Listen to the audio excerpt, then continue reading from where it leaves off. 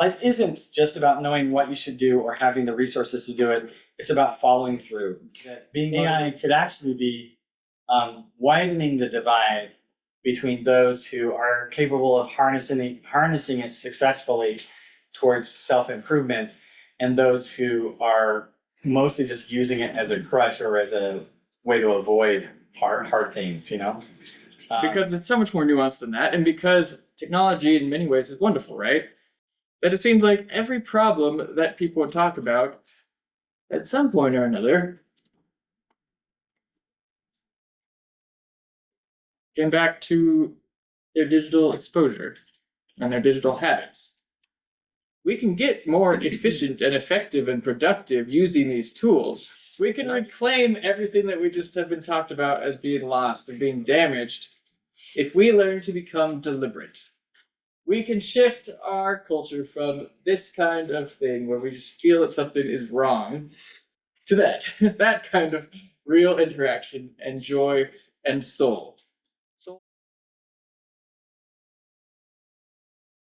All right, I saw this headline and I felt like it meshed perfectly with Dan's presentation.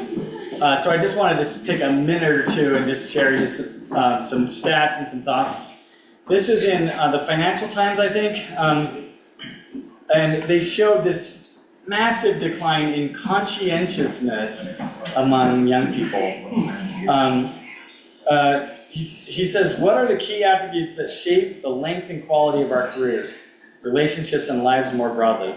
The socioeconomic environment we grow up in certainly has a substantial influence, with parental prosperity acting as a prominent or a key to unlock crucial doors, a propellant or a key. Cognitive abilities are another obvious one. They enable better decision-making in all aspects of life, but another factor often gets less credit despite being just as important: personality.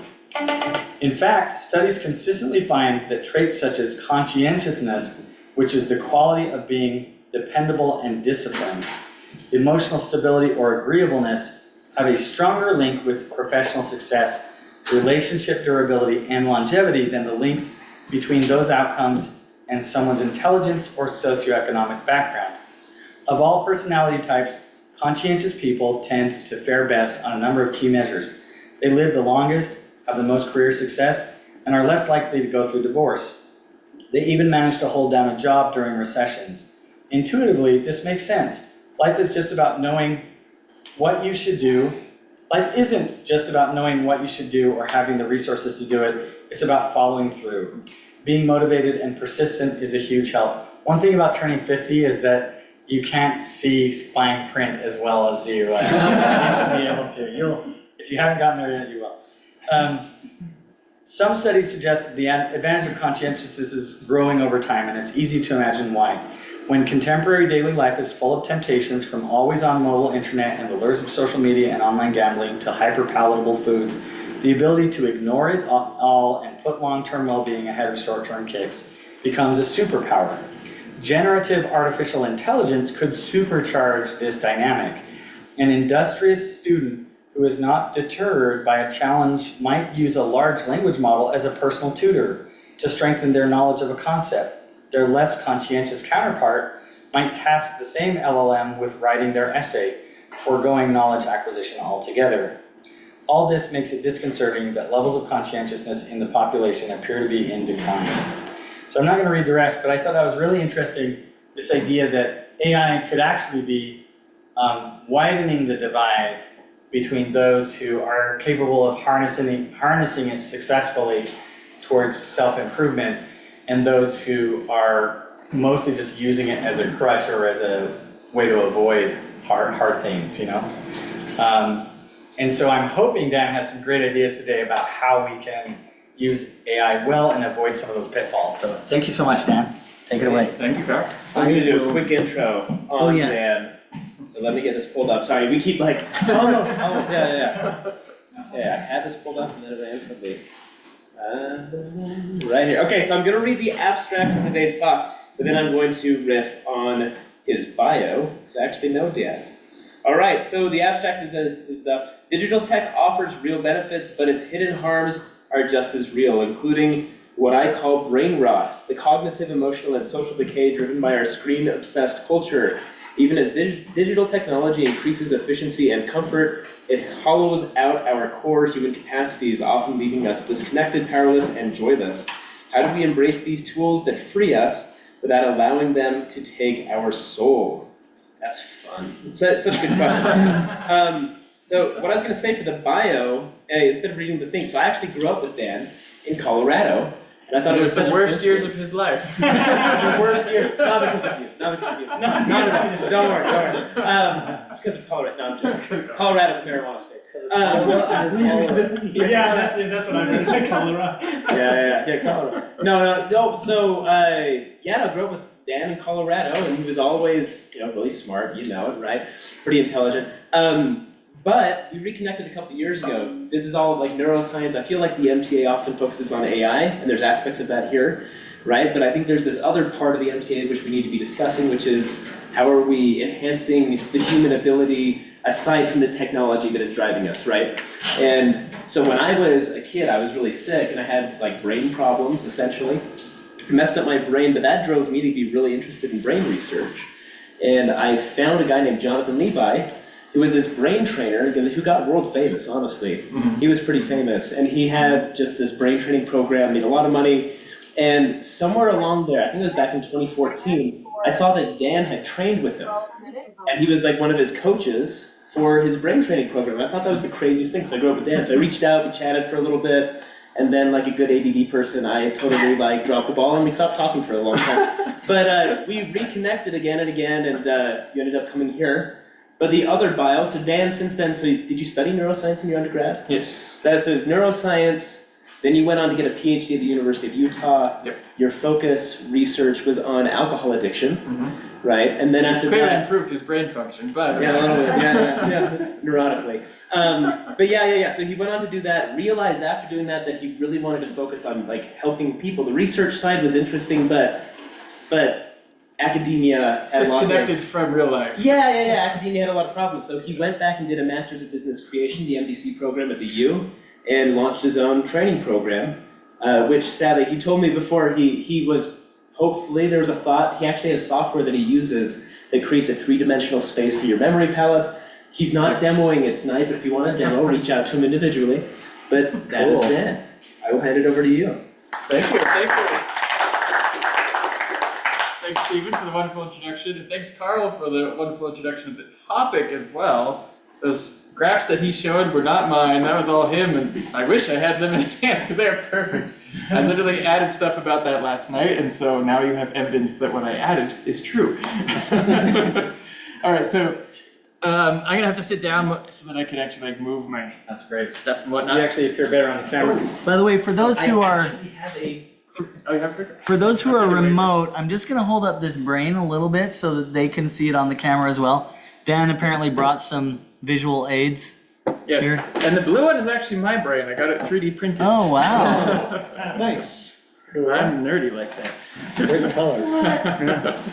Alrighty, so My brain. either way. I wish I had 3 brains. Yeah. I have the same one, I think. You got 2 extra ones. Let's see if it works. Nice, yeah. Yeah, cool. Thank you. Is there a laser on this thing? Yep. There is a laser. Okay. So, unlike recent talks, we're not going to focus fully on AI today. You're probably a little AI'd out anyway. I'm going to mention it a couple times, but more generally, I want to talk about our modern digital obsession and all its effects, and how it helps us to evolve, and in ways that it might devolve us sometimes. Now, this is a very nuanced topic, and so I will be expressing a lot of ideas, research, suggestions, opinions, but by all means feel free to challenge my thoughts and make this a discussion, because I'd love to hear your perspectives as well. And then if it's all right with you, the people who are watching remotely can see you better if you just stay seated. Is that all right? Oh, do you want me to stay seated? Okay. If that's okay. Yeah, that's fine. I'm sorry if they're hamster style, but it does help them to see your face. No worries. Yeah. Okay, so, where was I? Oh yeah, so I want to get something out of the way from the get-go. I'm never going to tell you to not use tech. I'm never going to tell you to not use AI or not use screens or limit yourself to some arbitrary hour limit per day of how much you can do. Because it's so much more nuanced than that, and because technology in many ways is wonderful, right?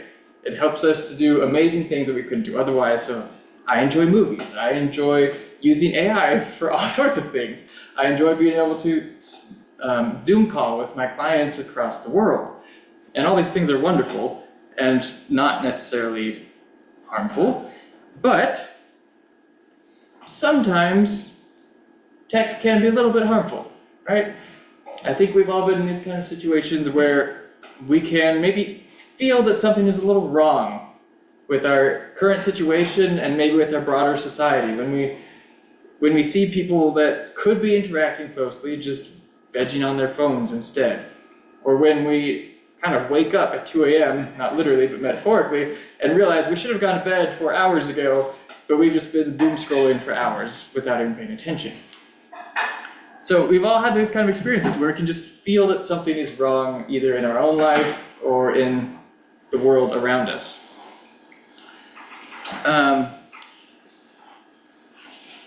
Just to fill any holes in my story, and thankfully this has already been covered pretty well, but I did a PhD and bachelor's in neuroscience. I've spent over 10 years researching addiction, which is very relevant to this topic. And then I became a cognitive performance specialist and brain coach, where I give trainings like this to help people apply what we know about the neuroscience of the brain and what's going on to practical life. And so my temptation to stand is because I'm used to walking around the stage a little bit, but I will resist. Sorry about that. No worries. I also care about this topic because I have 2 kids of my own, and something terrible happened to me. Not the kids, but one time with the kids, I was just trying to get some work done on my phone and, trying to send some messages or whatnot. And I finally noticed that the kids had been trying to get my attention. They're like, "Daddy, look at this. Daddy, do this." But I hadn't been giving them any attention. I just was not even focused on them at all. And in that moment, it really struck me like, oh my goodness, they probably, because why wouldn't they? They probably think that my phone is more important to me than they are. Because that's where I'm spending all my attention and focus, and not on them. And so in that moment I was like, something needs to change. Something's not right here. If I were to swear, that was my oh shit moment, where I'm like, this is not okay. Alright, so what I would like to get to is, besides for my own kids, I've noticed a pattern in my own clients and in people who go to therapy and I hear about it, and in people I know and I hear about it, of people solving challenges in a backwards way. What I mean by that is, if we take the example of anxiety, you can look at all types of sources. You can say, why do you have anxiety? We need to get to the root of the problem to solve this. And you could say, well, maybe it's because of the world news lately. Maybe it's because of your family environment. Maybe it's because of your beliefs or your genetics. And it could be a dozen other things. This is just a tiny sampling. If we go to the extremes of people who maybe have tendencies towards self-harm, that can come from trauma, that can come from addictions, that can come from cyberbullying, it can come from depression. And then we could ask, where does depression come from? And that itself has all sorts of sources, like sleep and diet and neurochemical imbalances and doom scrolling and loneliness. And where does loneliness come from? Oh, it's a bunch of other things. And it becomes, with all these different problems that people tend to face, relationship issues, low self-esteem, academic or job performance issues, ADHD-like symptoms, burnout, etc., it becomes this very complex web of factors. And it's hard to get to the root of really what's causing what, and it's hard to identify what one person really needs to do to improve and to overcome. But eventually I noticed a pattern. That it seems like every problem that people would talk about, at some point or another, came back to their digital exposure and their digital habits.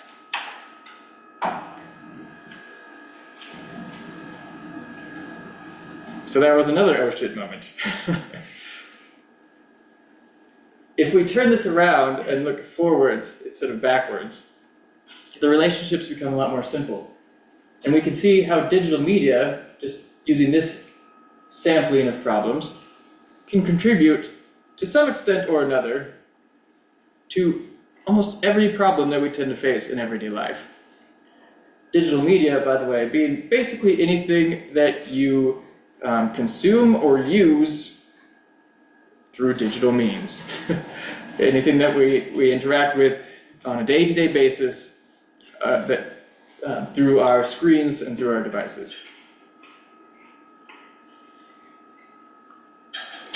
Now, as we'll see, there are dozens of issues that can be affected by this. I wanted a name for this though, because everything that I found about it didn't really capture the entirety of the problem. So some people call it digital burnout, some people call it brain fog, digital dementia, doom scrolling, yada yada, just so many different things that people are just trying to describe what's happening to them. Other people want to call it an addiction. Now, the extent to which it isn't or is not an addiction is kind of a gray area. There's definitely overlapping symptoms, and it kind of depends on the person and the severity. It's all on a spectrum, really. But some people want to call it an addiction, and that still didn't really capture everything that I was thinking, everything that I was realizing, like, this is everything. There's so many things in our lives, and none of these words seem to capture it. But I found Oxford's 2024 Word of the Year. Anyone happen to know what it is? Brain rot. Yep. Brain rot. Oh, I did it the wrong way. Hello? Oh, wow, it just jumped.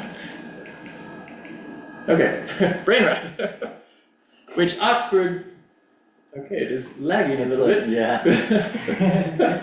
Defines as the deterioration of a person's mental or intellectual state, especially viewed as the result of overconsumption of online materials considered to be trivial or unchallenging. I expanded that definition a little bit because I wanted to specify it can be acute or gradual. It's generally self-reinforcing. And it affects a person's cognitive, intellectual, social, emotional, or motivational state or abilities because of consuming or using digital material that is trivial, unchallenging, distracting, time-wasting, or damaging. That's a lot, right? And that's kind of very specific and technical. But to bring it down to like real world, it's those moments when you've been scrolling social media for hours. That's brain rot. It's the moments where you have to use all your willpower to write one simple email because it seems like too big of a task. That's brain rot. It's moments where a 5-minute video seems like the longest thing in the world. That's brain rot. It's moments where you find yourself saying, I can't remember, or I got distracted, or I should have gone to bed hours ago, or my mind is so overstimulated, or I'm so overwhelmed, I'm so stupid. Any of those can be brain rot. The more I thought about it and the massive implications of this, the more I became convinced of this conclusion. That speaking only in terms of things we can actually control, so maybe not genetics, maybe not socioeconomic status and generational things, but speaking in terms of things that we can control, digital media seems to be the single most influential threat to the human soul. Now that's a bold claim, and what the heck do I mean to the human soul? We're going to break that down and talk about how digital media has been proven by research to damage each piece of what I would call our souls. All right, so let's start with kind of a straightforward one. The human soul as our physical bodies.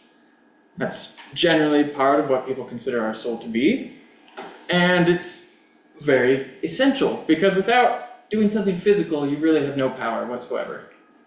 You have to be able to move, you have to be able to talk, you have to be able to type even, but something physical always has to happen. Or even see. Or see, yeah. Our eyes are Yep, bringing in Yep. photons and stuff. exactly. We have to be able to take information in and put it out, and if we can't do that physically, then we're in trouble. The problem is that, according to research, a lot of our physical aspects of our soul are damaged by our digital obsession in our modern culture. Now, I'm not going to go into the evidence for each of these because it's massively overwhelming. I've delved into it before, and for any one of these, you could find dozens of studies. And it is a massive topic that could take days to talk about. So if you would like details on any one of these, feel free to talk to me after. And if you want to challenge any one of these, by all means, we can talk about it probably at the end of this presentation. For now, though, I'll ask that you trust that the research supports this, and you can also consider your own lived experiences. Like, given your life and the lives of those you know, is this kind of thing surprising? I think you'll find the answer is no. So, digital media negatively influences measures of sleep. That's no surprise, right? It negatively influences exercise and activity, eating habits, and diet. Just imagine watching some show, shoving handfuls of chips in your mouth and not even noticing. Our energy and how fatigued we tend to get. Obesity rates, blood pressure, joint health, because we're all sedentary, and stress. And maybe there's one more. Yep, burnout. These are all very physical phenomena that obviously, if we are spending lots of time just hunched over our device, going like this, or sleeping till 4 a.m., not sleeping until 4 a.m., that's going to cause these kind of problems, right? Okay, so let's talk about something a little less straightforward, though. And I want to open up some discussion here because I'm curious what you all think. What if we consider the human soul, part of it, as our mental abilities? Like our intelligence, our skills, our cognitive function, and so on. Let's think, how might digital media actually enhance our mental capacities? What do you guys think? Yeah, okay. I think quicker access to information is powerful because, I mean, in times past, we had to use the Dewey Decimal System to look up stuff in the library. You could have encyclopedia. right? Yeah. I mean, a great example is whenever you have a home improvement project, like you used to have to go to Home Depot and talk to the knowledgeable guy in the back, right? And tell him about your problem and kind of hope that you remembered what he said by the time you got home. But now you can And hopefully they just said the right thing anyway. yeah. Now you can just look it up on there's like 5 or 10 videos that show you exactly that, and Or you can take pictures and submit it to AI and it gives you all of the options. yeah. Right. So easier access to information, easier remembrance of information, perhaps. Well, the difference between capacity and mental capacity, right? Capacity to get the job done, but your own mental capacity, maybe you're outsourcing that to a large extent. Right. You know? And I worded this carefully because we all know that sometimes, technology can help us in our overall capacities, but can it even help us ourselves to become more? Yeah. Well, yeah, and it depends how you use it, right? And this is kind of what you talked about at the beginning, or said at the beginning. For me, everything that you could ever do is just a skill, and every skill that you could ever hope to attain just relies on your ability to repeat said skill over and over again. So the way that I use digital media, or try to, like AI, for example, is exposing myself to thought patterns that I want to replicate. And I can expose myself to those thought patterns significantly faster than I could otherwise. I can simulate literal human training experiences. There's so much of what people do in their careers where a skill that they have might take 20 years to build because you might only use that skill once a month. But if I can simulate that with technology, I can get just as good at it in a week as somebody who's done it for 20 years. Right. Yeah, you can discover patterns of training yourself. Maybe even patterns of writing better, maybe patterns of clearer communication, maybe even if you're learning them from tech, you can maybe use them to boost your own abilities. Yeah, I would say Yeah, Mark? a very small example of that could just be the simple effect of having something of an autocorrect when you're typing out language that helps you learn how to just spell better when you're paying attention to it at least. And just training yourself how to remember how to spell certain words faster is just a small example. Right. A potential positive. Right. Your brain thrives on instant feedback. So if you can learn in any way where you immediately know that you had a mistake, that's great for learning. If you're actually paying attention. If you're just letting it do it and you're not even noticing that it's doing it, then that's not helpful, right? How you react to it. Yeah, or another thing, I've found a couple of times where I can spell something correctly if I type it on the keyboard, but it would take me longer to recall like each of the letters in the word. I can quickly The type it muscle out. memory, right? Yeah. Right. But I'm like, okay, what is it again? So it's in here, but not up here. Exactly. All right, any other thoughts on this question? Oh, I just want to add to that. It's kind of interesting. Tell me how to ride a bike. Right, because I'd say that too. It's like, yeah, it doesn't matter if it's not up here, if it's in your cerebellum, because that's the difference, right? Yeah. Different type of learning, but Yep. Cortex versus cerebellum. yeah.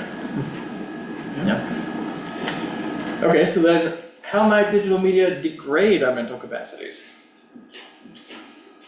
You don't have to remember things as much. This was the age-old complaint of Yeah. Plato, who lamented the invention of writing because he said we would stop having to remember things.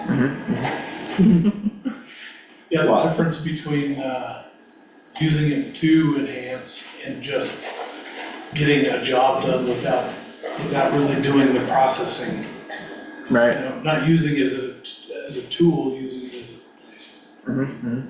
There's a writing professor that I follow on YouTube, and he was talking about how, or maybe it might have been a different conversation. It might have been Steven Pinker, who was also a writing guy, and they were talking about how, hang on, I just lost my thought. Here's a great example. Bring it about, bring it.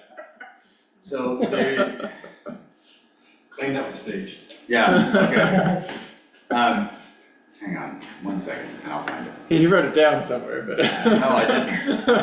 It's just to the ether. Do you want to go to someone else? Yeah, go to someone else and I'll remember. Okay, in the back? Okay, Yeah. I just noticed that like my creativity has been stunted so heavily, because like anytime I don't know what to write for a long essay or anything like that, I can just like use AI, so like I heavily rely on AI for like all my creativity, and so I don't, like it doesn't force me to like exert my creativity and like figure out or problem solve on my own.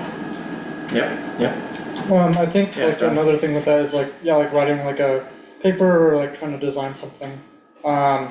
Instead of like going ahead with it, I feel like a lot of times for me I like kind of second guess it and then go back to the AI or to like Google to be like, is this really how it's supposed to go? Instead of just like kind of being confident enough to be like to go for it, you know? So Which is especially tragic because a lot of our learning comes from mistakes. yeah. Yeah, I was gonna say that it's kind of weird how sometimes we like remember an idea half wrong, or we didn't even fully learn it right. And we like, you've even seen people where like someone will finish a whole assignment and then you're like, you did this all wrong, like, yeah, but sometimes it's the like doing it weird and wrong that causes people to have strange combinations of ideas that, you know, go in weird directions. Helps Yeah. use some Yeah. quasi-structures to reinforce that the better way to Yeah. go about it. Sometimes it just means failure, but sometimes, you get something nice. yeah. I'll say like strong memories is what, you know, it's these emotionally rich things that lead to better memory formation, right? So that does help. I'm gonna twist the question a little bit. I'm gonna throw something out there that because part of this question is how does it degrade mental capacities? That is the question. Fun fact today, I'll be that person.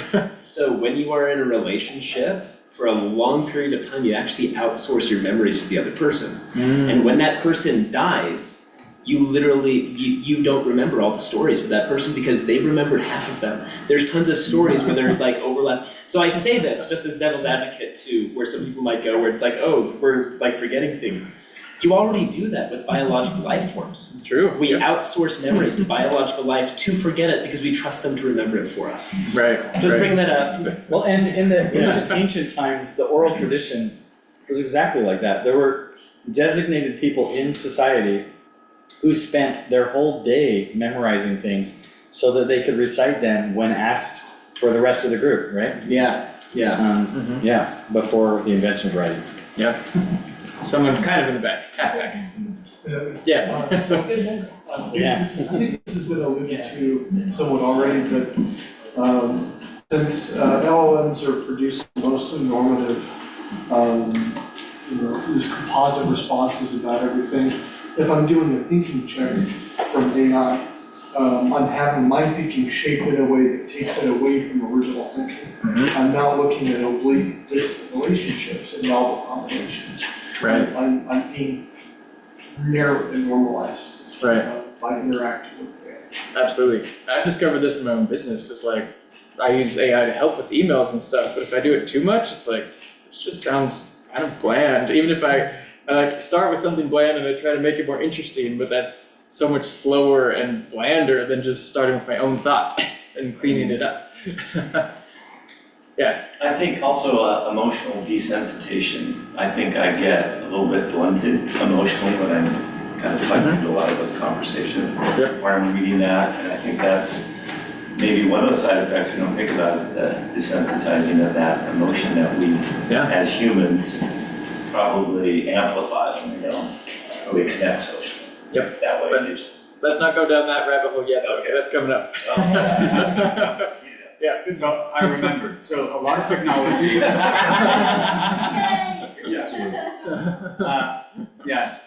So the idea is you don't need to develop as much familiarity with a thing to be able to use a tool. Like I don't need to learn programming to use a computer. I don't even have to really know sentence structure. And in the context of the writing people, it was, if you really want to write beautifully, if you want to write well, if you want to write prolifically, then you need to become familiar with the tools of writing. And AI and other tools kind of let you circumvent that, right? Like you don't have to learn how to spell because spell check will fix that for you. You can just dictate to a computer and it will write down all of the words accurately spelled. And it will even give you corrections for grammar. And it may not be art, but it will be adequate and it will be enough that you can then post to Twitter 1,000 times a day, right? And even that can be outsourced, right? And you don't have to be an expert for your voice to be heard, and so there's misinformation that's getting spread, and so like mediocrity is easy. It's easier to get by without putting in effort. Absolutely. Let's do one more comment from Jonathan. Yeah, I think that's like a big thing that I feel like I've heard with kind of like a scary part about AI is people not using like their creativity, I guess, with like in terms of like making music or like paintings or movies or games or like whatever. It's like they're just outsourcing it to like something else, and so that's kind of it. Right, like someone who I don't know your name in the back in the red, but I said about the creativity. What's your name? Oh, Ellis. Ellis. Yeah, like Ellis said, we don't exercise the creativity. Will it be fast? Oh yeah, sorry. That's supposed to be last one. Yeah, and I think another part of it is that this aspect of creativity, we haven't as humans come across many inventions that have replaced things we see as fundamental as creativity to humans, right? Like for search engines, I'm sure people were really passionate about looking through files, but I think most people were like, thank goodness we have a better way to do this. And so again, I think that's one aspect of it. Right, absolutely. So I want to go on to the next slide. One other thing is that it's flooding us with misinformation, by the way. It's a degrading of mental capacities in the sense that we're learning falsehoods, very convincing falsehoods. Right. We'll come to that too. That's why I don't want to get too far ahead. Okay, so a lot of this discussion revolves around neuroplasticity. Can anyone describe for me just what neuroplasticity is in a sentence or two? Like the ease with which you build new synapses, or forget the ones you have. Yeah, or forget the ones you have. Like the easier it is for you to learn new things and replace old things. Yep. It's basically just your brain's ability to change because your synapses and your neurotransmitters and your neurons can all change. We don't really grow new neurons hardly at all, by the way, but we do. They do change their connections constantly. And so neuroplasticity is our brain's ability to change those connections. And that's how we learn things, that's how we forget things, that's how we have sudden realizations, that's how we have set beliefs, because those circuits are so strong. Now the dark side of this is that whatever you do, in this context, the dark side is whatever you do, your brain gets better at doing. And so if you were to spend 4 hours a day learning Spanish or something, you could get incredibly good at that. If you were spending 4 hours a day socializing, you'd get incredibly good at that. If you spend 4 hours a day skiing, it doesn't really matter, you'd get good at that. But instead, we spend 4 hours a day, or probably more than that, screening. we chill on our screens and we watch stuff and we watch arguments and we click through things really quickly and we have AI do tasks for us and whatnot. And so that's what we're getting better at doing.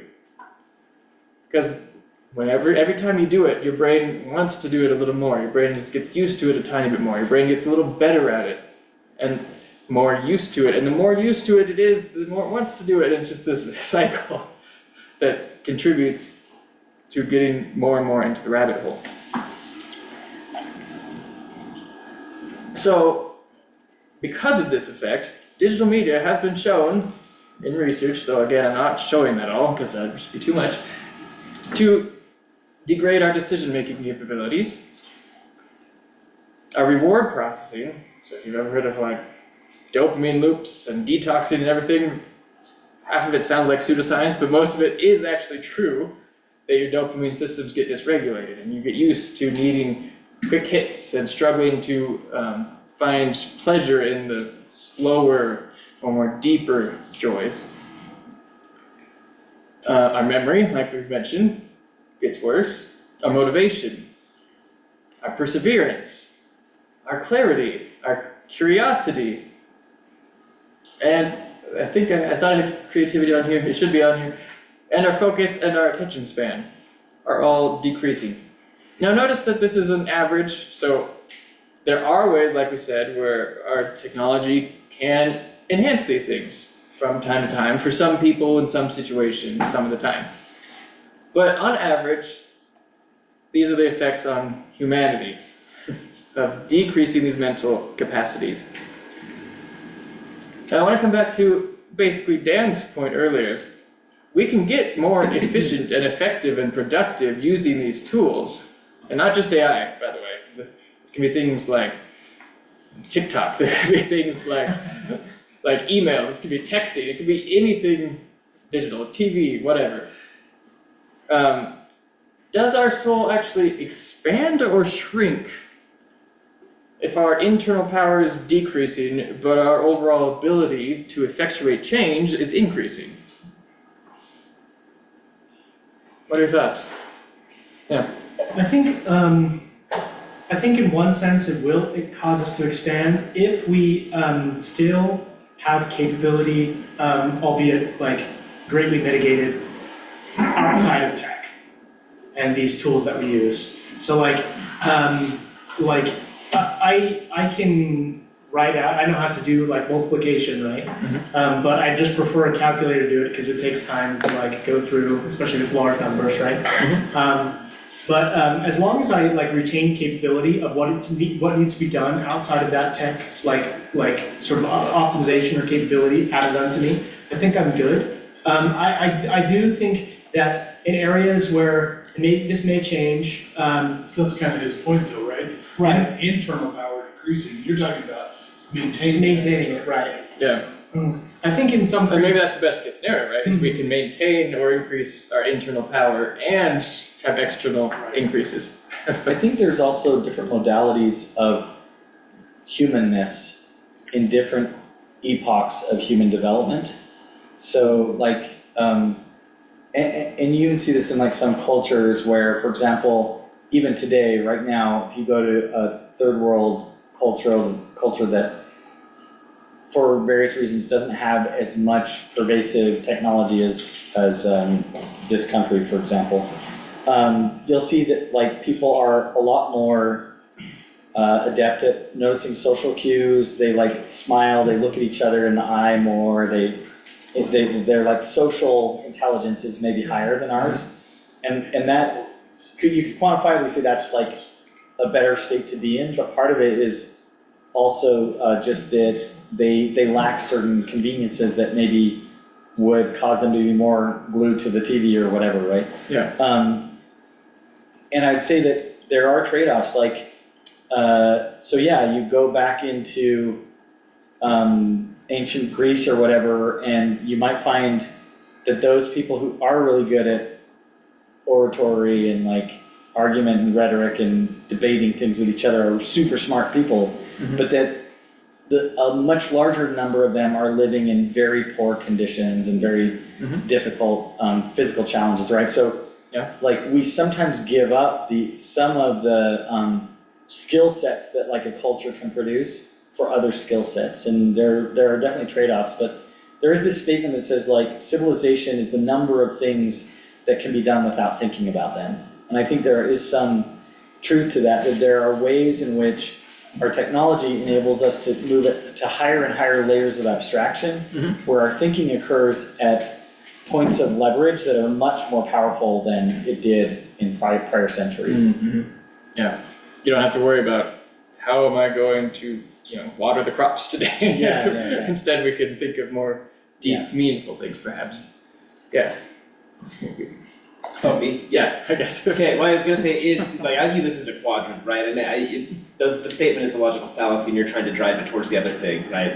Which is you can expand the mind, and you can have your cake and you can eat it too, right? You can do both. But just to throw this out there, and it's kind of what Carl was saying a little bit. So there are scenarios where your internal power can decrease and your external power decreases.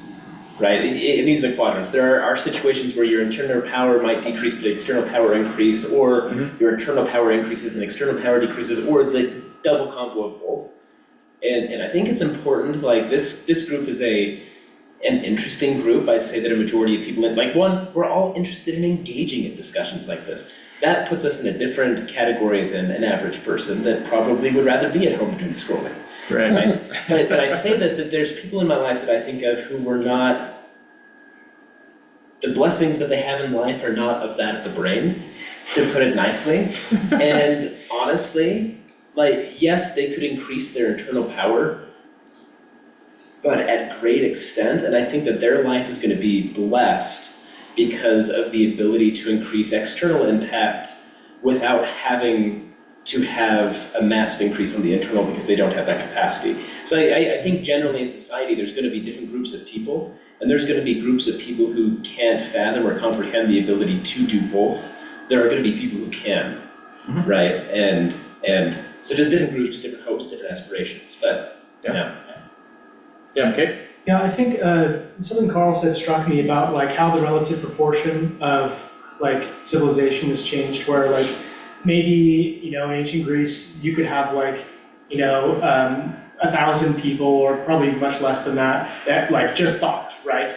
That the civilization was able to prop them up. Most of them are probably subsistence farmers, and they're able to prop up these few individuals. But now, I can't remember what it was, but I think one individual's capability, of course, augmented by machinery, can feed 50,000 people, right? Or in terms of farmers, right? So we have enabled people to become much more and do much more than what was before. But as with these technologies we add to, there's trade-offs. I would argue that all technologies have presented these problems, these same issues, but these are unique in the sense that much of it is mental. Right.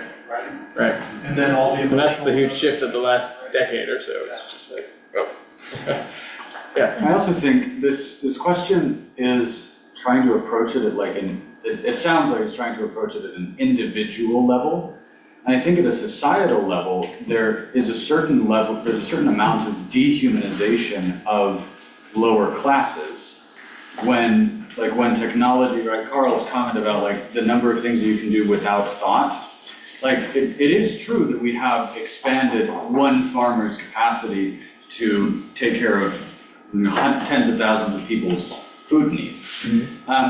But there also is there's also this huge hierarchy where there are some people who, kind of to that idea of like, there are some people who just don't engage in this kind of thing, some people just aren't inclined to it. And I wonder about on a societal scale, what that looks like. Like some people's souls are likely to be lost to doom scrolling if we're not careful societally. And so like there's, you can talk about self-discipline and stuff, but I'm actually really interested in that because I've heard several times in the last couple of months that like phone addiction might become like the new war on drugs kind of, like you'll see lower class people addicted to their phones and you'll see higher class people actually living. That's really scary though, because if you start to see like enough people falling into these traps that it's like changing entire groups. I mean, for example, like, sorry to pick on you, Annie, but she's often telling me that like if she gets rid of her phone, then she becomes a pariah because like it's the way all of her friends communicate, even though the phone presents a lot of challenges. It's like smoking, but worse. Yeah. Well, it's manipulative.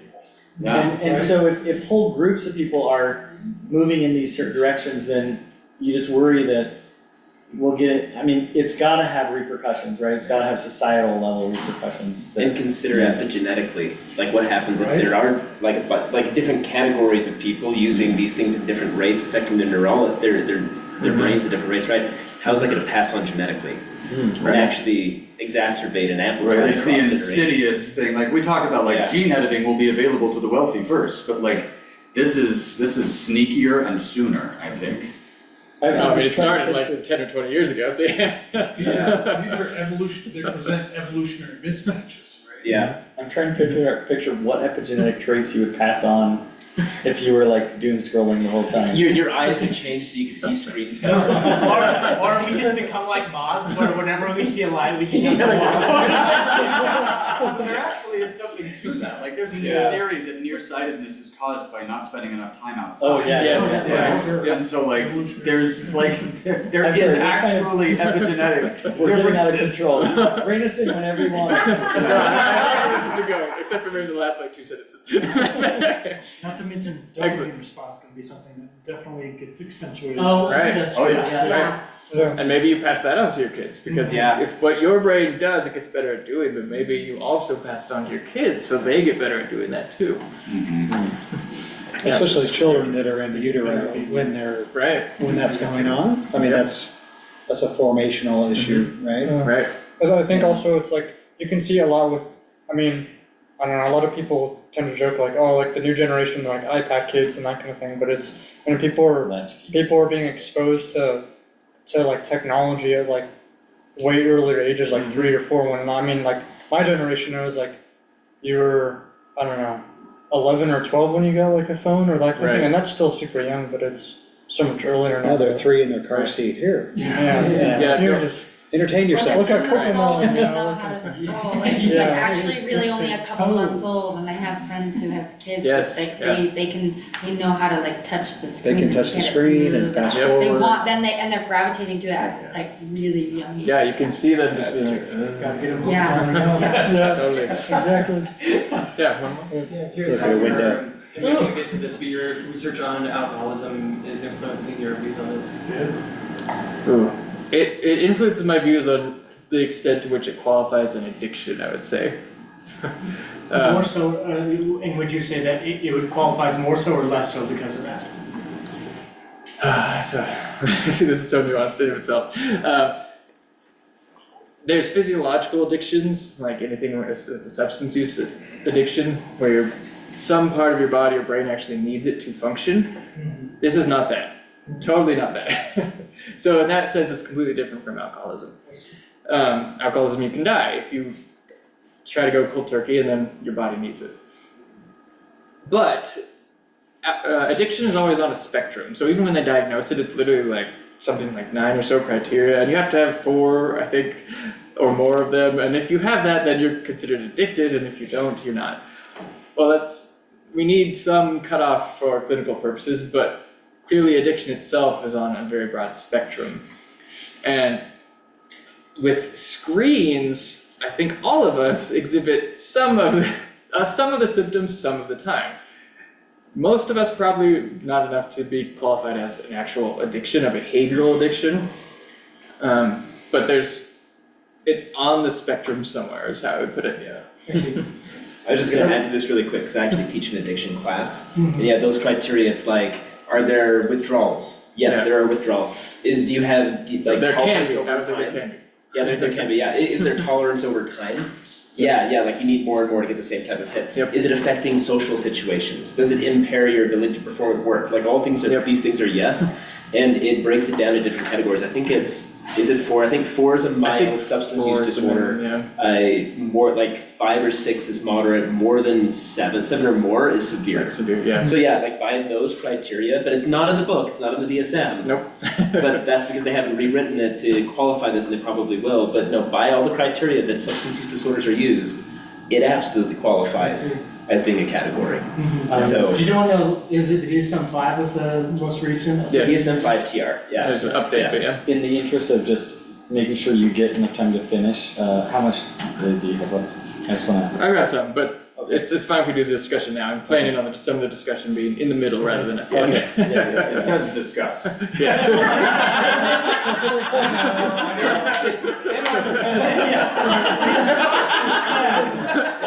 It's just that when you give these people an inch, when you give them an inch, just kidding. I'm blaming myself in that.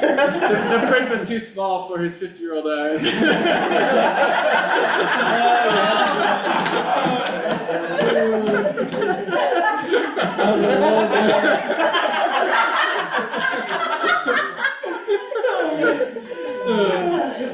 Alright, let's move on though. I had an analogy just in case we need to help prompt discussion, but I am curious just by a vote. We'll just keep it quick. If you imagine somebody like King Leonidas, the king of the 300 Spartans that, held back all the Persians and all that. He's like the epitome of physical strength, right? Compare that with this mech suit from a recent movie called Atlas, where you could have a scrawny nobody in there, but yet they can break steel and shoot a minigun and rockets. Now, if we're talking about effectiveness, we all know which one is more effective, right? But which one would you want to be? The buff guy. The buff guy. Yeah, well, I'll be King Leonidas inside the movie. Have you seen Avatar? Yeah. Like that's general. He's shredded and he's an actual. If I had to pick. Let's just do a raise of hands, I'm just curious. Who would want to be King Leonidas? I think so, yeah. Breaking steel. The six pack. And I think there's a really good reason. Wait, let's get the other half. Who would want to be a person in the mech suit? Couple? Would it be brave? Okay, interesting. Interesting. Alright. We'll swarm you. Most of us are more like the guy in the suit, Yeah. Yeah. Okay, so let's go ahead and move on to the next part of the human soul. Our presence. Now, what do I mean by presence? I mean things like, when I was preparing this presentation actually, I was at a park and I saw a married couple that were just sitting in the grass on their phones, ignoring their kids, ignoring each other, ignoring the nature around them. Why were they even at that park? I don't know. So their kids won't be nearsighted. Yeah. There you go. Park's a really good location for the Instagram reels. Yeah. There was another guy who had his dog, Was there free Wi-Fi? and his dog was bored as hell because he would only throw the ball like once every 20 minutes. Because he was hunched over his phone. It's even effective on dogs. There's also people I talk to who complain about their teams at work. They're like, their teams, they're trying to do Zoom calls and they're all multitasking, they're all distracted. Like, nobody is really there doing their best work. Yeah, maybe they put out some work, but it's always crappy and they can tell. They can tell that people are not present.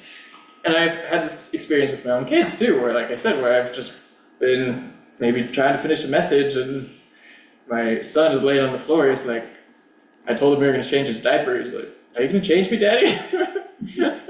You gonna change me? Because it's been like 10 minutes of me saying I was going to change him, but I was so busy doing other things on my phone that he's just been laying there. That's hilarious. So we can't really do anything if we're not present. We can't connect with people. We can't do good work. We can't learn. We can't be helpful to others. It's just, we're not there, which is why I included as part of our soul. And unfortunately, digital media has been shown to hurt this aspect. We have talked about focus and attention span, but it's worth repeating. There's all sorts of other ADHD-associated symptoms, like struggles with time, presence, and evaluation. Working memory can be an issue as well. That's an issue of not being fully present. Your brain is not fully digesting what is happening around you. Mindfulness, self-mastery, because how can you really master yourself if you're not in the moment? You can't be your best self.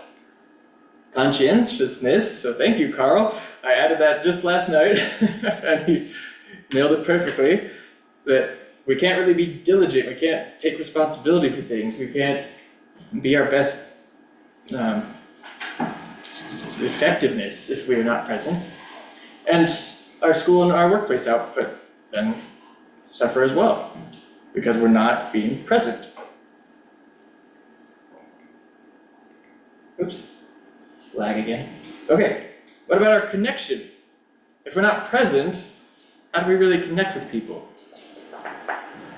We are technically more connected than we've ever been in all of human history, right?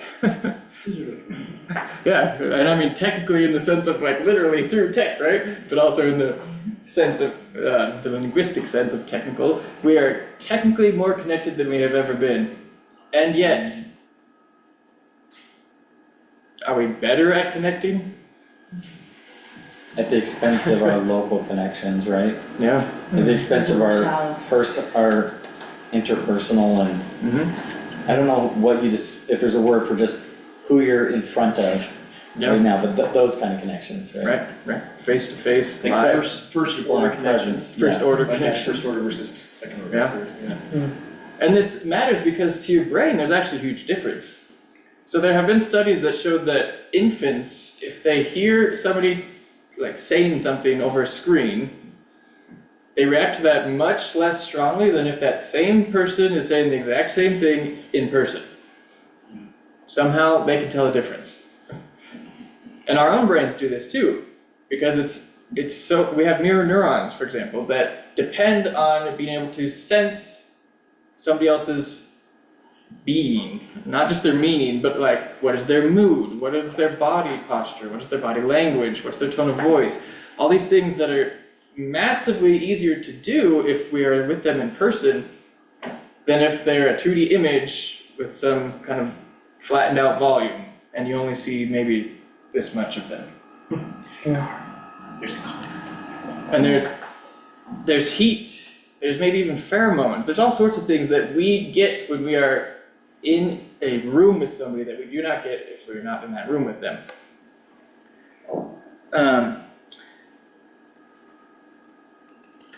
Oh yeah, also neurotransmitters.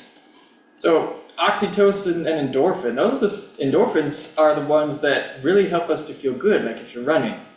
Oxytocin helps you to feel connected, and they call it the love hormone. Well, if you see somebody on a screen, how are you going to feel really either of those?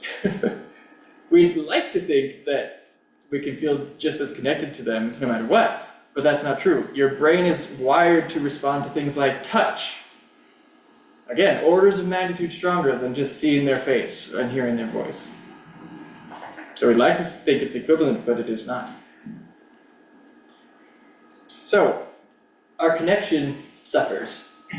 And as a result, the research shows that there is an increasing epidemic of loneliness that corresponds very nicely to the last decade or two of technological and internet advancement.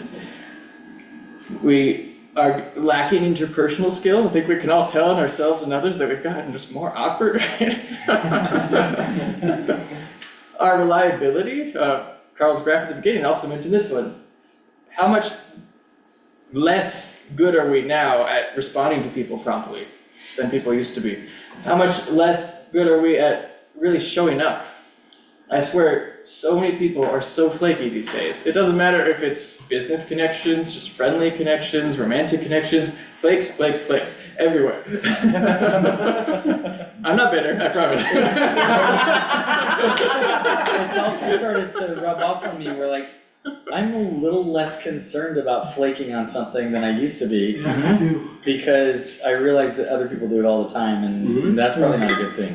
Yeah, it kind of creates this culture of Yeah. accepting it, yeah. My feeling about the what we're calling flakiness here is just, I think people are absolutely overwhelmed by the amount of information and the profound intrusiveness of all of the technology. And so, I mean, with the cultural expectation of responding to a text message all the time, there aren't the natural buffers that used to be there. You know, if I can be by myself for a while, I can be with family, be with friends, and those are all discrete, isolated experiences.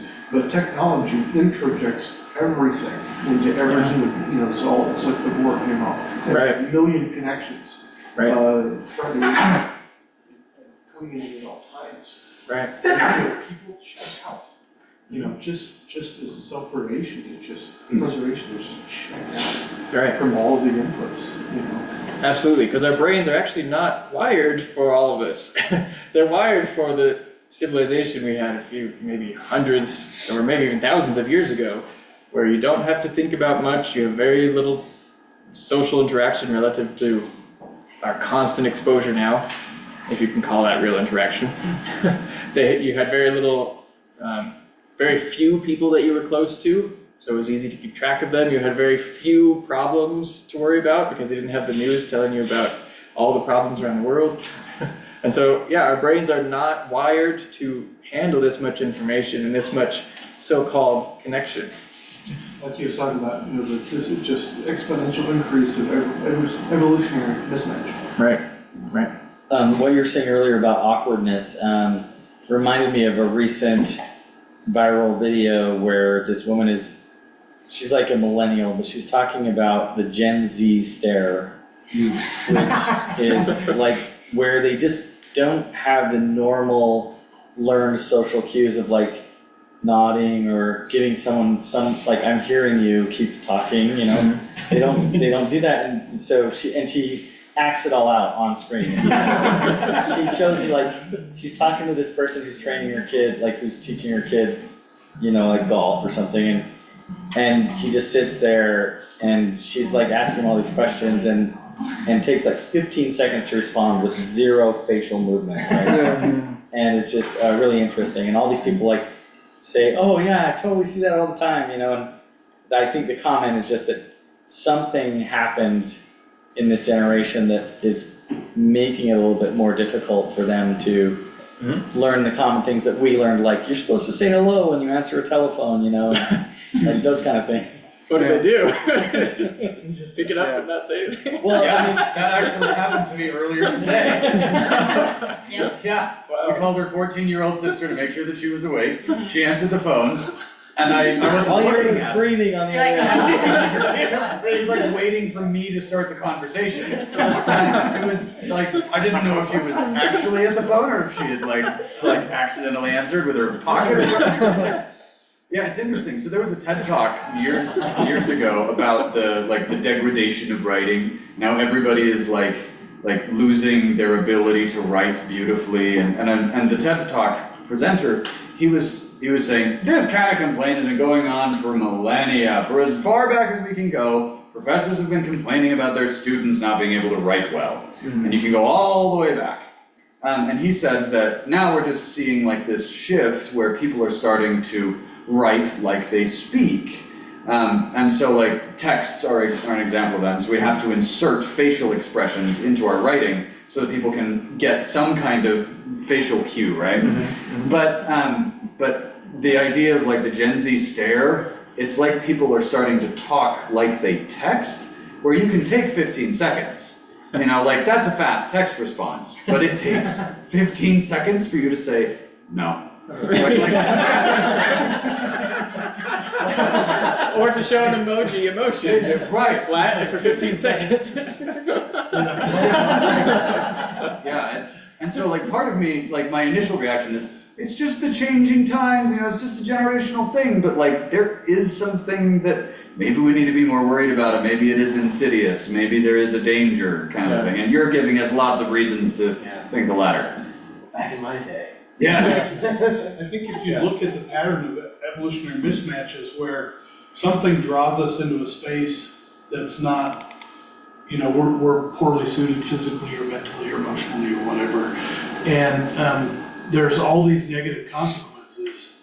And as you move forward, and this is particularly, I think, MTA centric in the sense that we have to look for additional knowledge now to solve those problems, right? You look at the agricultural revolution and health drops markedly, right?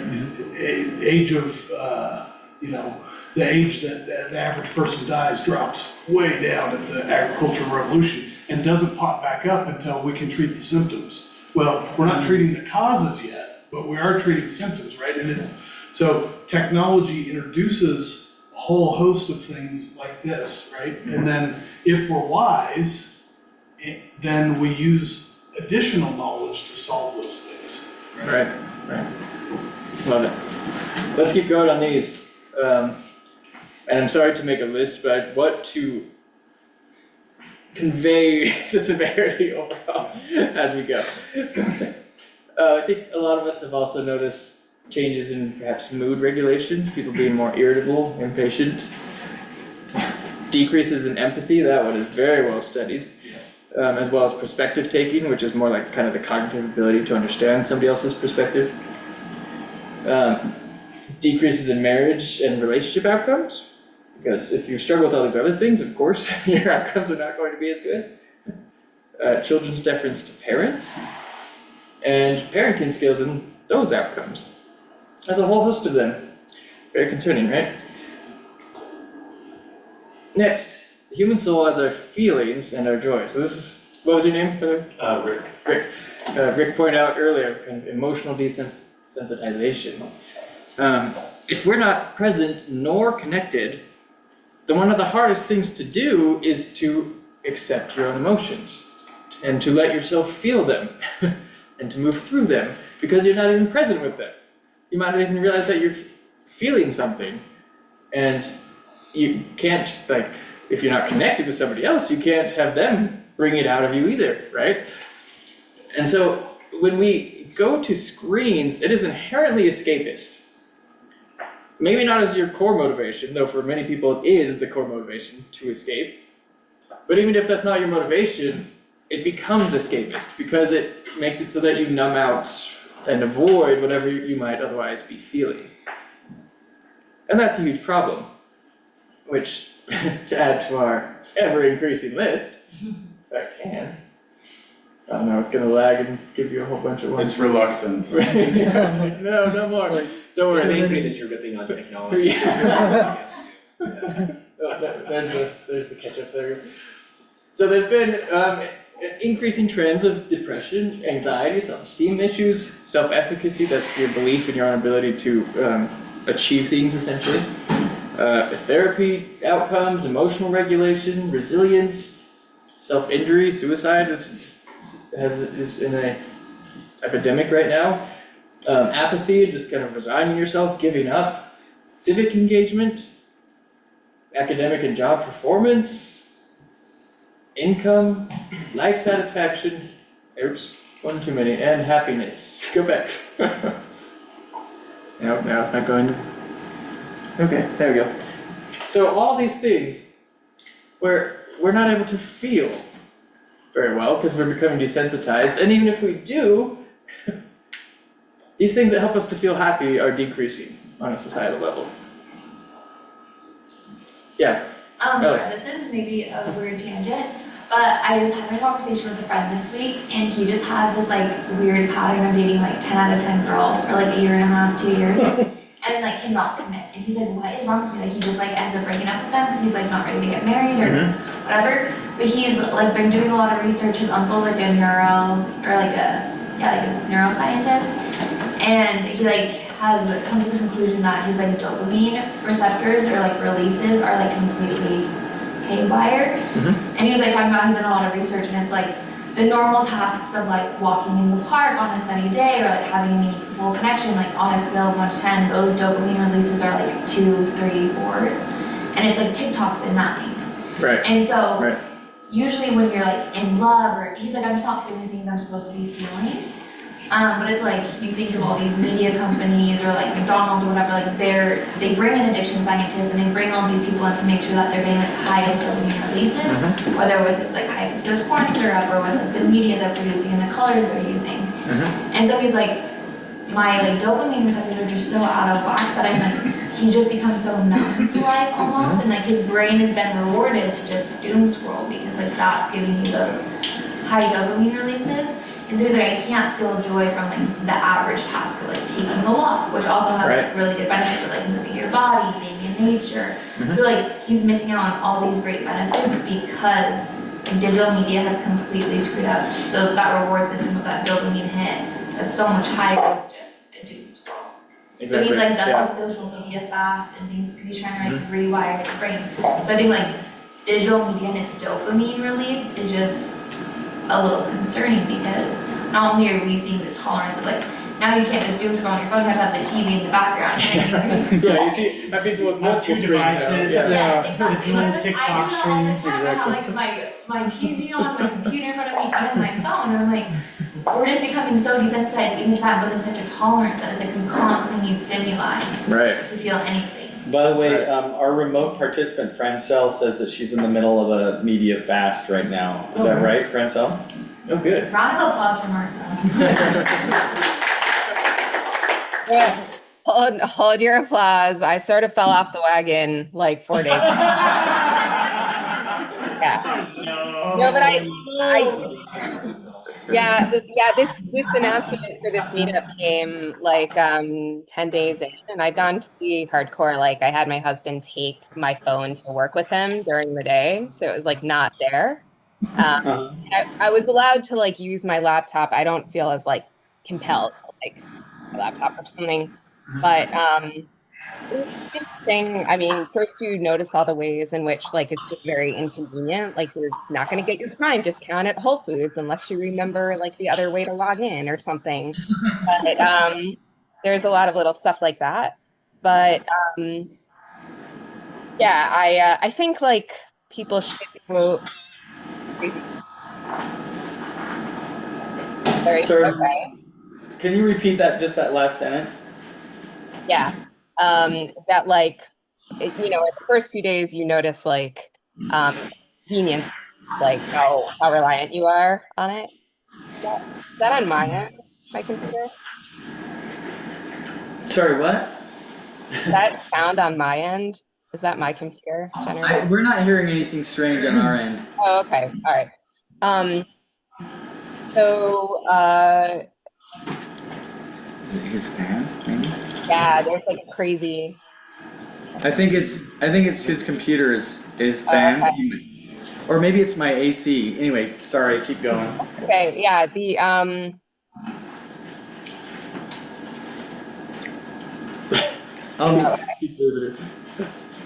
basically I recommend it. I think that people probably like this is an acquired taste, sort of what you want to do, and like I don't want to typical mine too much and suggest that my experience is representative of everyone's, but I do probably think that once people like cease to have it, they tend to want it a lot less.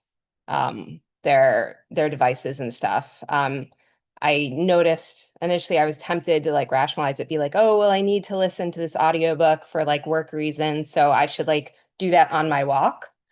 But, letting like uncomfortable things run in the background of my brain was something I was able to like get less anxious about once I allowed myself to do it more and work through things. And then yeah, little things a few days ago were the reason I kind of like got back into having my phone with me. But anyway, all that to say, it sounds totally muted on your end now. But yeah, if anyone wants to email me about it after the meetup, I'm happy to talk about it.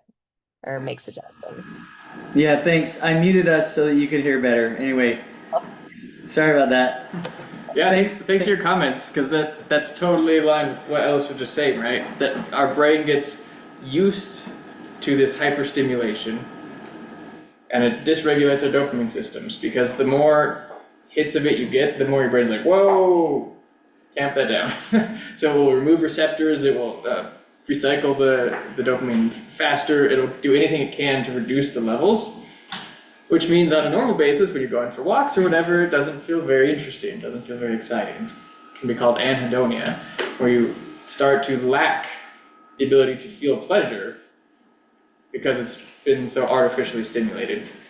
Very, very similar to drugs.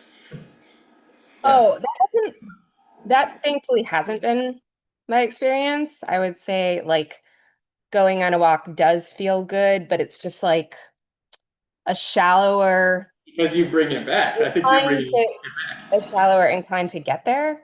So it just means like sort of not needing like the full stimulation right away.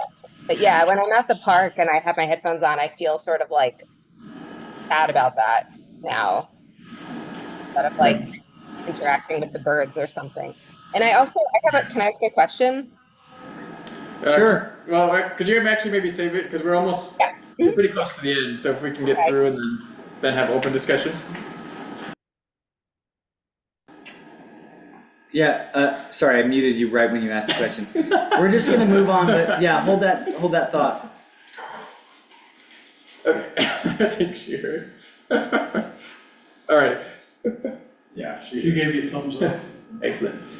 So to wrap up this depressing list, because I want to get to the more hopeful things. The human soul as our agency. Everything we've talked about so far really comes back to this. Agency is not possible if you do not have control over your body. It is not possible, I believe, if you do not have control over your mental skills and your presence and your connections and your emotions. So to me, agency is the core of who we are. But unfortunately, digital media is designed basically to take that from us as much as possible. It is designed to try to restrict and control our thinking. It is designed to restrict and control our free choice even. I don't want to get too much into this, but let's go back for a second. But basically, if something is designed, it is designed that way for a reason. Design doesn't happen by accident, right? Some of you probably know this. And so when we notice that digital technology is often controlling how we think and what we believe and how we act, it's kind of meant to do that. It is meant to use the information that the addiction scientists and the psychologists know and use that to profit somebody. But there's a good thing here. I'm going to skip this. I highly recommend this video. If you have not seen The Social Dilemma, it is life-changing. It's basically a bunch of Silicon Valley executives who realized that the things that they had created were hurting people, and they finally decided to speak up about it, and even don't let their own kids have devices until they're like 18, because that's how concerned they are, and they know what's behind the curtain. But the silver lining here is that the more this design is deliberate, the more that we can forgive ourselves. That we can say, you know, it's not just me being weak, or it's not my kids just having bad behavior, or it's not, you know, my coworker just being lazy, but rather it is our brain acting normal. It's just responding in the ways that it was always wired, and somebody just learned how to hijack that, and so they did. That's not to say that we don't have any responsibility, but it is to say that we can take a moment, and if you've been feeling any guilt or shame or blame toward anyone else during this whole conversation, please take a moment and let that go. Just take a deep breath and let it go. You could say we are being exposed to a powerful drug. A powerful what? A powerful drug, like Yeah. What was his name said? Right. Cocaine is a powerful drug. Yeah, exactly. So do not blame yourself, do not blame others just for how they happen to respond to that cocaine that they did not choose to sniff. All right, let's go on to this. So, my conclusion from all of this is that digital media is shrinking our souls because of all those aspects that we talked about. Despite the fact that it can make us more effective and efficient, and despite the benefits that it can have if we so choose to use it that way, on an individual, but especially on a societal level, as far as I can tell, it is reducing our souls. And so what though? So what, do we just like throw our hands up and say, well, life sucks? Or let's all become digital robots, automatons who just give in? I promise you that I would never say that digital tech is just bad, and I have not. And I have promised you that I would never say just give it up, because in the modern world that's unrealistic. So what do we do? Simply put, we can learn to be patient as the first slide loads. Practice it now. Supposed to guess. What are we supposed to guess? I'll take a I'll vowel. take a Maybe if I go back and forth again. Maybe try going ahead once more, maybe. Yeah, they'll try that. It's just how it's presenting. Oh. Nope, it's stuck. It really does hate me. It's. Do you have something running in the background on your computer, or? No. Weird. Okay. There we go. Nice. We can reclaim everything that we just have been talked about as being lost, as being damaged, if we learn to become deliberate. So technology is not about all or nothing, do it or don't. It's about becoming really deliberate with how we use it, with when we use it, with how long we use it, with what kind of content we choose, with who we use it with, and all these aspects that we can choose for ourselves. We can become deliberate in those ways. And that's how it can become a tool to help us grow, but yet we can avoid all these pitfalls. We showed dozens of them. Most of them, or maybe all of them, we can avoid if we simply make conscious choices about what we want to do and then stick to it. That's not easy, but that's the solution. Because the bright side of neuroplasticity is that just like your brain can change for the worse, it can also always change for the better. So whatever it's been wired to do or want or believe so far, you can change that. Always. So, my invitation to all of you is to join the movement to take back control. First, that might start with improving your own digital habits. This QR code will take you to sign up for a free community brain training class I have on tactics to do that if you're interested. You can safeguard your loved ones. Help your kids, your spouses, anyone else, your coworkers, so especially those who don't know how to protect themselves. Help them get deliberate with their choices. This is another free community class on that topic. You can get expert help. This is literally what I do. I help people to I don't decide for anybody what to do, but I help people to do it, to make it happen, so that you can actually stick to your conscious choices. And not just me, there's other people out there. There's coaches, there's therapy even. There's all sorts of things that can help in this regard. And you can contribute to the cause. If you want to really if you're passionate about this like I am, to any degree, talk to me after or send me an email, because I'd love to work with people and see how we can help reverse this trend together. Alright, I'll come back to this in a second if you have any time, but let me just go on. Don't pause on the one I'm trying to skip. Think about this too in your head for a second.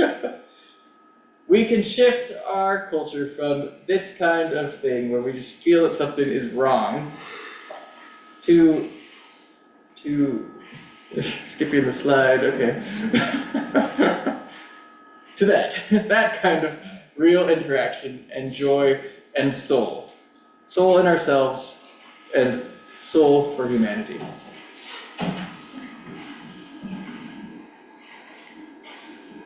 Okay, thank you.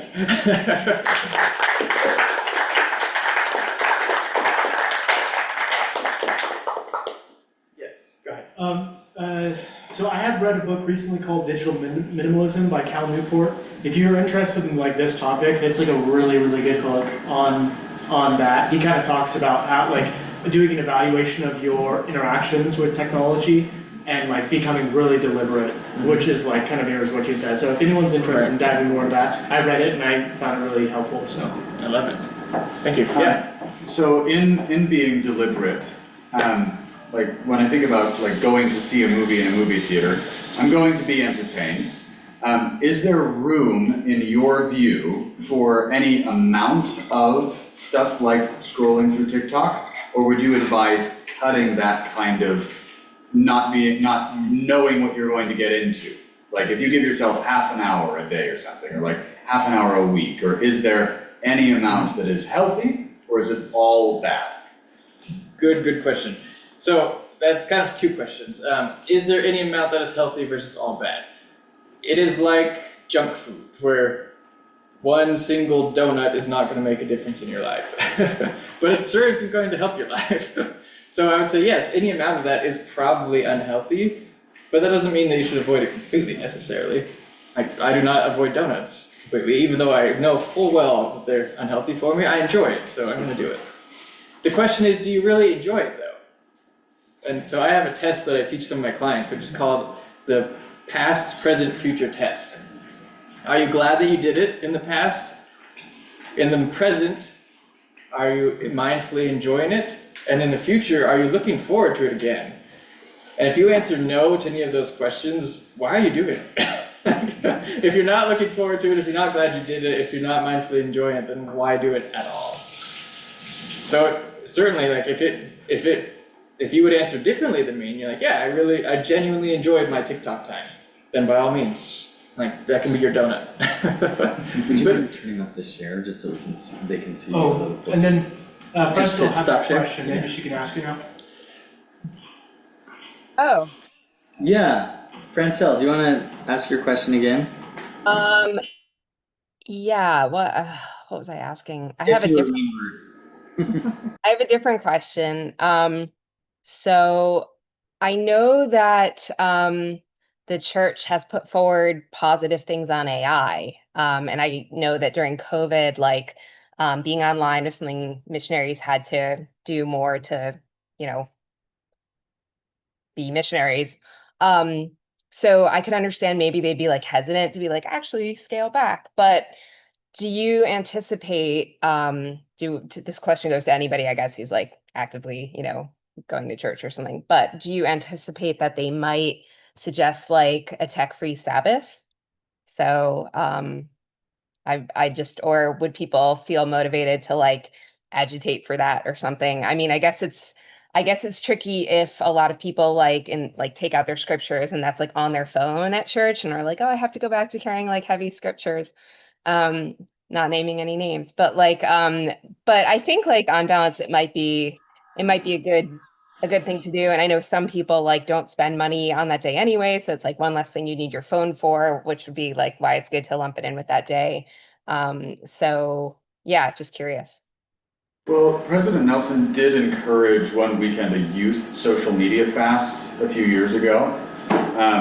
So a mild version of what you're proposing. But only for the youth. Yeah, it was a message specifically for the youth. I mean, adults, I'm sure, like they, of course, were welcome to participate, but it was a message for the youth. I do know some people are stricter about how they keep the Sabbath than others, and so there probably are some families that do that. Back in my day, it was like there were some families in our ward who were not allowed to watch TV on Sunday. And yeah, each household had its kind of like slightly different rules, Family culture. There was a kid in primary today who said he was not excited for summer to end because it meant that he could only play video games on 1 day a week. Oh, Only gonna be allowed to play on Saturdays for the rest of the school year. oh, yeah. That's terrible. That's kind of rough, honestly.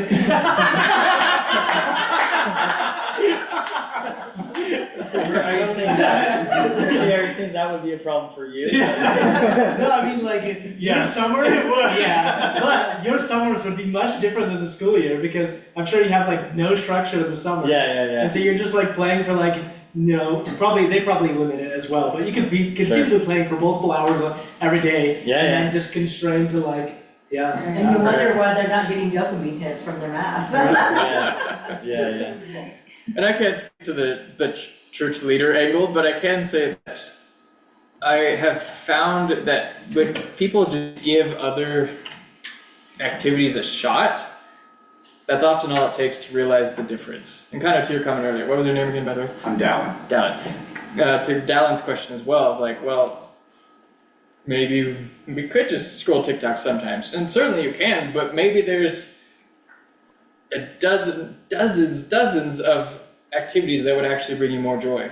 Like maybe this is a Sabbath day activity, maybe it's just a middle of the week activity, but maybe you just need to try it to realize how much more you actually love playing guitar than scrolling TikTok, or how much more you love chatting with your friend, or going out and walking through a park, or playing with your dog, or whatever it is.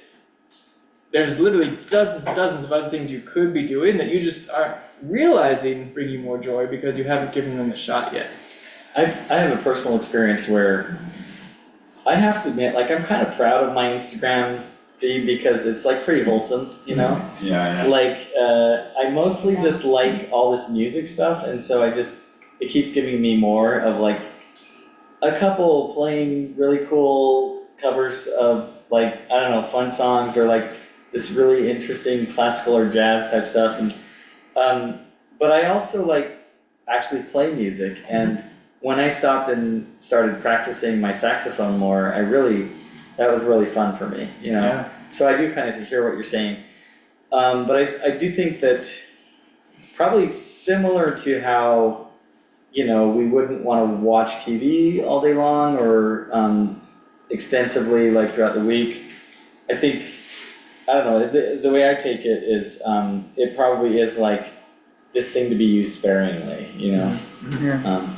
I also think like, I don't know, even if you're only wanting to do like have a time for like your only digital kind of things you want to do, like, I don't know, like watch a movie or play a video game, that kind of thing, it's like, even that is like so much better than just being a zombie on TikTok or Instagram, you know? Yeah. So it's like, I mean, like, even with them, it's like, every single time that I've like sat down and like wasted hours on TikTok or Instagram, it's like, afterwards I'm like, I don't even remember what even happened. Yeah. You know, so it's like, that's it's the, like that's the even- past part. It's the Yeah. past part, right? You're not glad you did it because you didn't really enjoy it, and you don't even Yeah. remember it. yeah, so it's not even like, Must have been. it's not even like in the moment you're like, oh, this is so much fun, I'm having like a good time. You're just wasting away.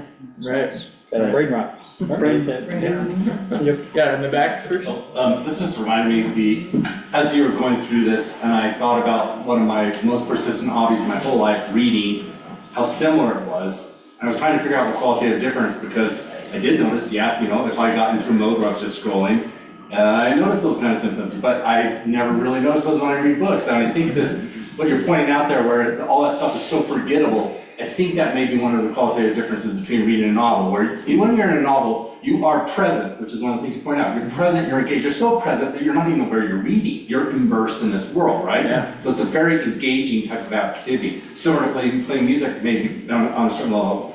And so maybe that's why reading books isn't something that people are like, oh man, we gotta cut back on reading books. Well, there was a time when people were worried about reading. Yeah. Not real. Yeah. My mother would like take my brother's book away because he like was reading. Yeah. There's a great church story on that where John Taylor is always telling his daughters to stop reading novels. Because like the novel was the latest thing, and like the sort of cheap novels that were sort of like romance Penny stories Dreadfuls about, you know, I don't know, very Just gratuitous reading. right, just like more reading for pleasure. And thank you. And Yeah.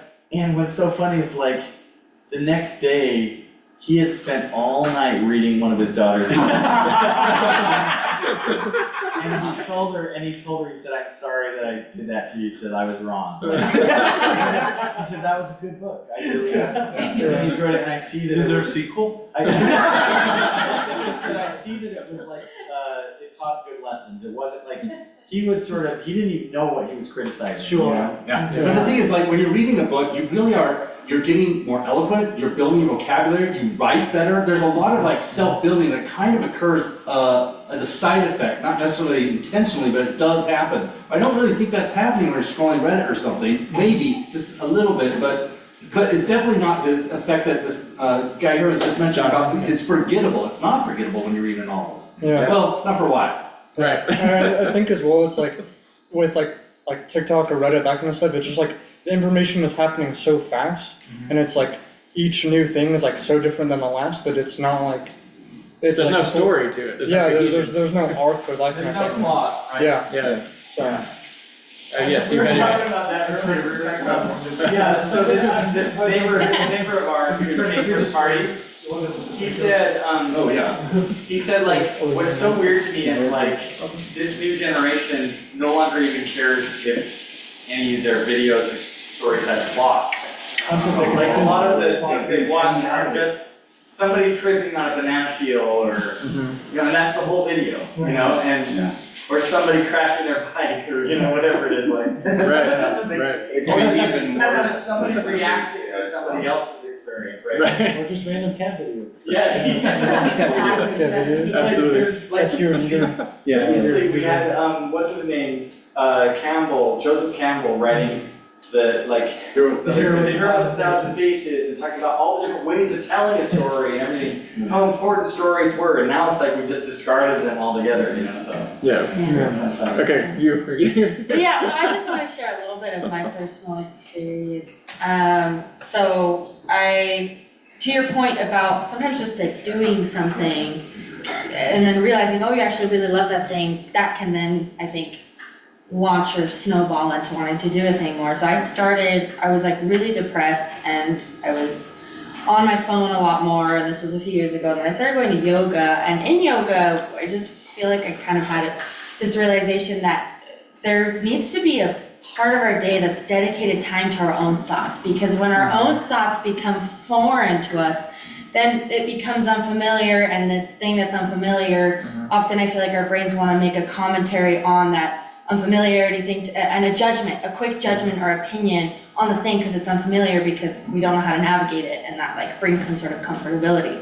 So then you sit with so then you have more and more foreign thoughts because you just don't understand them, you don't know how to sit with your thoughts. And so then I was writing something down about this, but anyway, just over time I feel like then, that commentary, we end up having a commentary on our own thinking. And then this leads to a commentary after a commentary.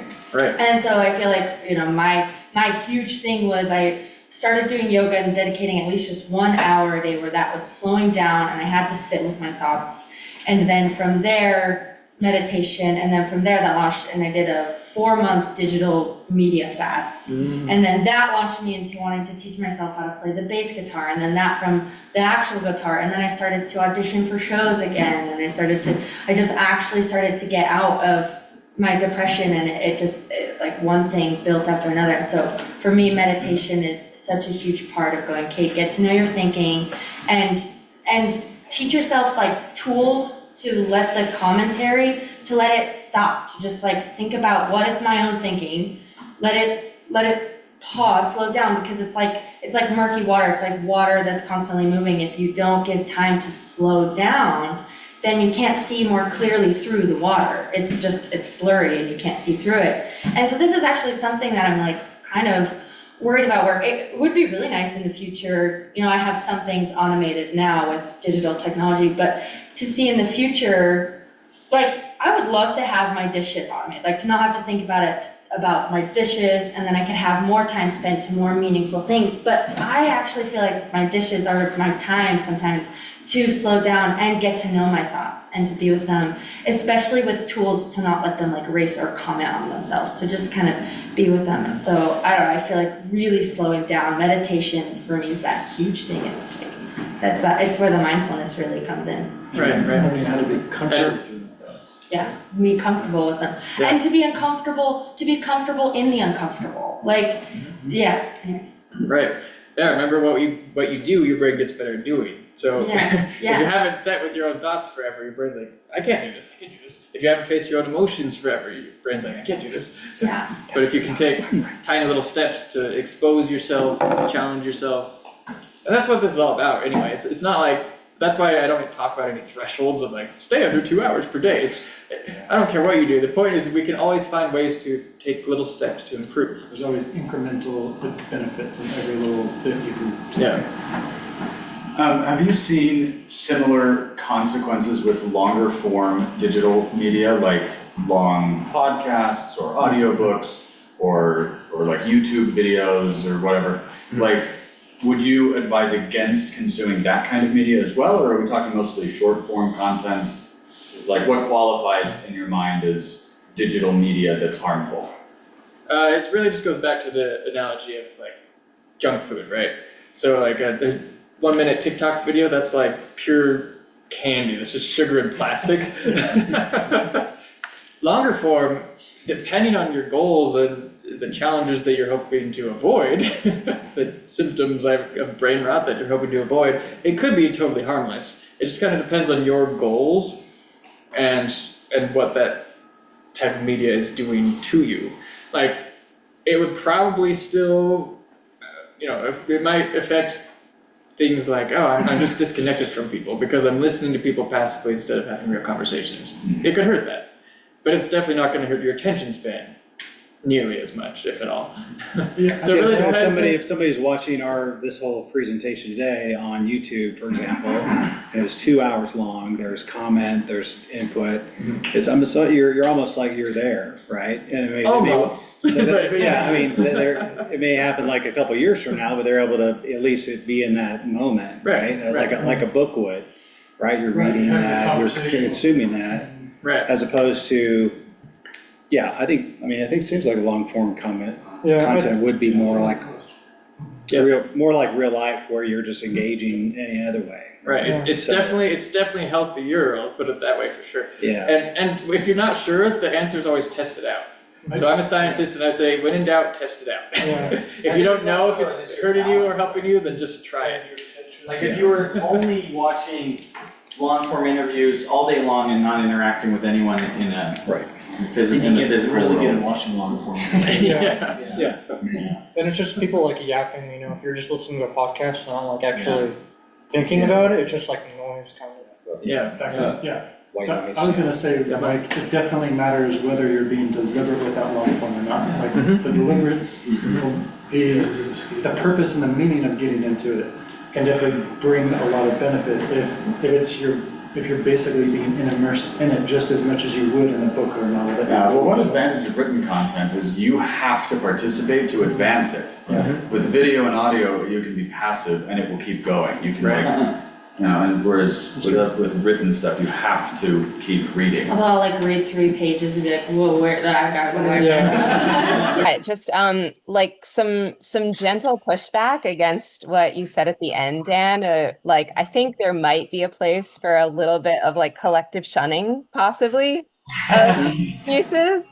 And I predict, and I'm sort of cheating, I guess, because I encourage people to do this, but I sort of predict you're going to start to see like hard shifts on this, where people are going to put in like their online dating profiles, like, I have 0 tolerance for, social media scrolling beyond a point. Like, I think it's rude, I think it's unhealthy, and like and I think it is okay to care about what other people do, because I sort of think, somebody was sort of like, well, why do you care if like other women wear burqas? And I was like, because human beings aren't light switches, and if I become in the minority, what I wear becomes considered really a lot of stress. So it does affect everybody, because that's just like how human beings are. So I noticed with somebody I hired and at a veterinary practice, like totally different industries, that like people feel entitled to be on their devices in a way that was like unthinkable 7 years ago. So that's my little soapbox message. Totally. Yeah, I often like parent other people's children if they're being like totally unruly, you know, like, hey guys, you're breaking that thing, you should probably like, you know, I don't know, whatever it is. And sometimes my daughter's embarrassed about that, but anyway, I grew up in a community where people still did that, and I think it was actually helpful for My us father kids definitely to. parented the other people in the wrong way. And I will say, I did not mean to intend like you should accept any behavior. What I mean is don't blame people for how they're affected.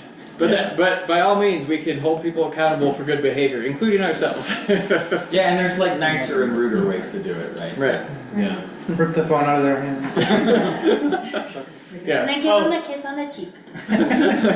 So one that I had from the digital minimalism book, we talked about intentionality, and one example that Cal Newport gave in the book was the Amish, and before I read the book, I always thought the Amish was just inherently anti-technology, but that's not actually the case. How they implement technology is they allow one member in the society to engage with it, and then they watch this member over like however long the testing period is, and if the technology allows them to further embody their values, then they integrate it into like their society, right? So the Amish can like there are groups that have like obviously Cell like phones, electricity, cell phones, and like they'll have solar arrays for power, so they're disconnected from the grid, like all these things. So they're limiting themselves according to like according to like what upholds their principles, and doing so very, very intentionally. Another thing that's really interesting about them is they do it as a community. Mm-hmm. Like they decide collectively what and when. And what's interesting about that is that it allows them not to feel isolated from each other, right? Mm-hmm. Because, because if you decide to opt out of some of the technologies that everyone else is using in our society, like you do become ostracized to some extent, not even intentionally, but just because you're like You're left just not out. in the know.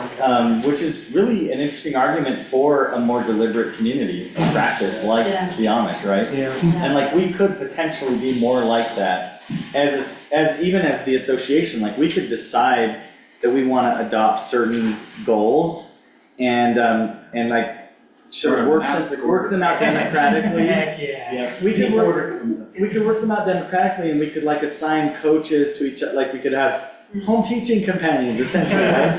But like, I want to be the drum circle leader every week. Every week we have a drum circle. all right. And we just all Deal. kind of just. But I think that would be interesting. Like maybe we could think about stuff like that. Right. Like, I don't know. That is cool. You know? It's like calling the coach. Oh, I struggled today. I was, Yeah. I don't know, that kind of thing. I don't think you gotta finish it, is that correct? Let's wrap up though. Yeah. Go ahead. Take us. Oh, great. Well, thank you everybody for coming. Let's do another round of applause for Dan.